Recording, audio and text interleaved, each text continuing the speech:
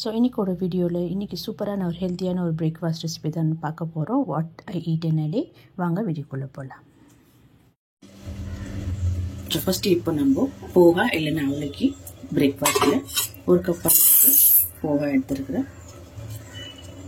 So இது நல்லா இப்போ வாஷ் பண்ணி ஒரு 2 to 3 டைம்ஸ் நல்லா வாஷ் பண்ணி எடுத்துக்கிறேன்.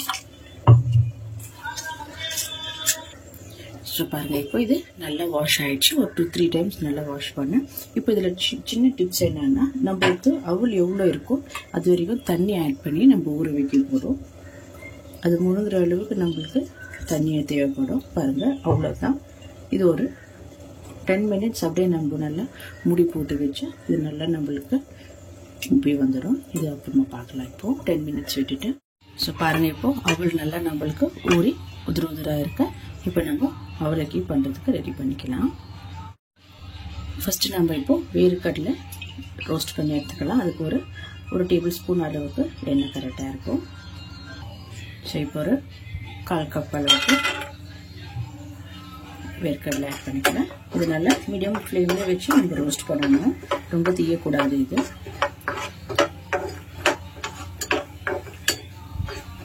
ஸோ இப்போ நல்லா ரோஸ்ட் ஆகிடுச்சு. இதில் எடுத்துடலாம் நம்ம. ஸோ இப்போ இதில் கொஞ்சமாக கடுகு ஆட் பண்ணிக்கலாம்.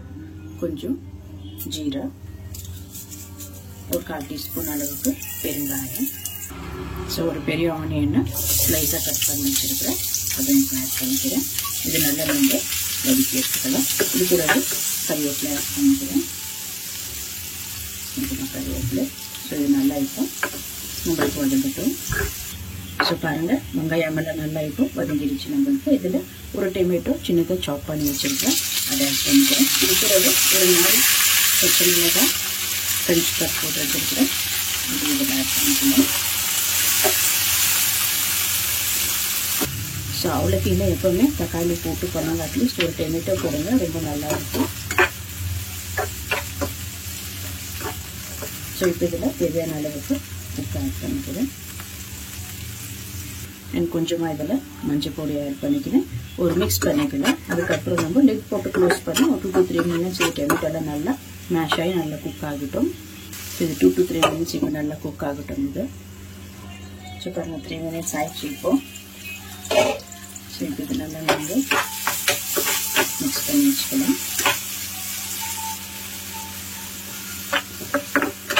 ஸோ இந்த மாதிரி நம்மளுக்கு டொமேட்டோ குக் ஆனால் தான் அந்த டொமேட்டோட எசன்ஸ் எல்லாம் நம்மளுக்கு அந்த அவலில் கம்பைனாகவும் ரொம்ப டேஸ்ட்டாக இருக்கும். அப்படிதான்.